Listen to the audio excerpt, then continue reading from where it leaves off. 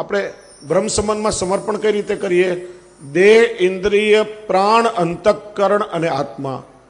ત્યાં પેલા દેહનું સમર્પણ થાય, કેમ કે આપણો દેહ દોષોથી ભરેલો છે, આપણો દેહ શુદ્ધ નથી, એટલા માટે પેલા દેહનું સમર્પણ. ના તો ગોપીજનો તો સાક્ષાત પ્રભુની શક્તિ છે, પ્રભુના અંશરૂપ જીવો છે, અને એટલા માટે આત્મા, અંતઃકરણ, પ્રાણ, ઇન્દ્રિય અને દેહ, એ પ્રકારે પ્રભુએ વ્રજભક્તો સાથે રમણ કર્યું છે. તામસ ફલ, અહીંયા તામસ એટલે ક્રોધ નહીં. ઘણી વાર આપણે કહીએ ને ફલાણો વ્યક્તિ બહુ તામસી, એને તામસી ના કહેવાય, તમો ગુણી કહેવાય. અહીંયા તામસ ભાવ છે. તામસ એટલે હઠીલો સ્વભાવ. નહીં, અમે કોઈ પણ રીતે પ્રભુને મેળવશું જ,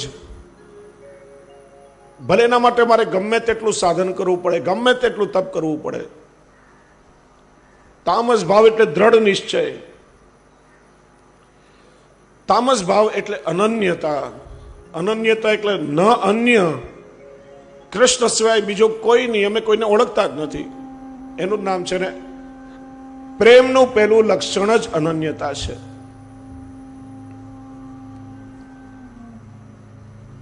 જે એકને પ્રેમ ના કરી શકે ને પછી બીજાને ના કરી શકે. એકનો ના થાય, બધાનો થવા જાય ને, એ કોઈનો એ ના થાય ને પછી ક્યાંયનો એ ના રહે. એક સાધે સબ સધે ઓર સબ સાધે સબ જાય. આ ભક્તિના માર્ગમાં અનન્યતા બહુ જરૂરી છે. અને તમે તો સૌરાષ્ટ્રના બધા ખેતીવાડીને સમજવા વાળા, ખેતીમાં પાણીની જરૂર પડે, વાડીમાં કૂવો ગાળવાનો હોય, 100 હાથનો એક કૂવો ગાળો તો પાણી મળે, કે 10-10 હાથના 10 કૂવા ગાળો તો પાણી મળે? 10 ફૂટના 10 કૂવા ગાળવા જાઓ, જમીને બગડે અને પાણી ના મળે. પણ 100 ફૂટનો એક કૂવો ગાળો તો વાડી લીલી છમરે. એમ પ્રેમના માર્ગમાં અનન્યતા બહુ જરૂરી છે. અને આપણે ચર્ચા કરીએ છીએ ને કે ખાલી પુષ્ટિ માર્ગમાં નહીં, મર્યાદા માર્ગમાં પણ અનન્ય ભક્તો તો થયા જ છે ને.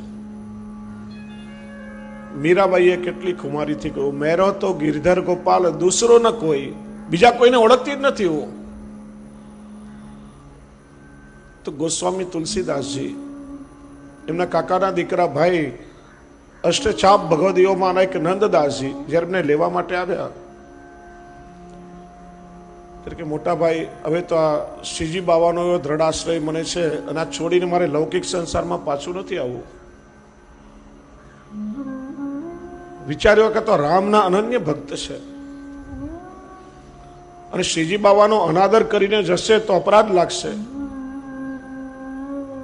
મનોમન પ્રભુને વિનંતી કરી, કહા કહું છબી આજ કી, ભલે બને હો નાથ, તુલસી મસ્તક જબ નમે ધનુષ બાણ લો હાથ.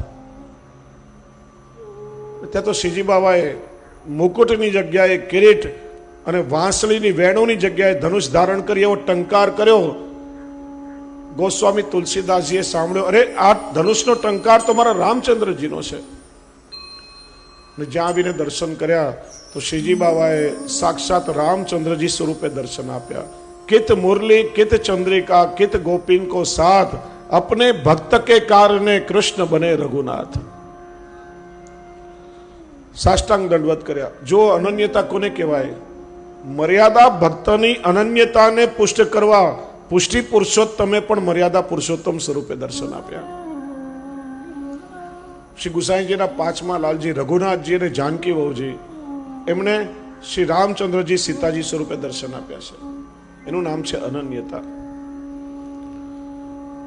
એ તામસ ભાવ જેમાં અનન્યતા મુખ્ય છે. તામસ ભાવ એટલે નિસાધનતા.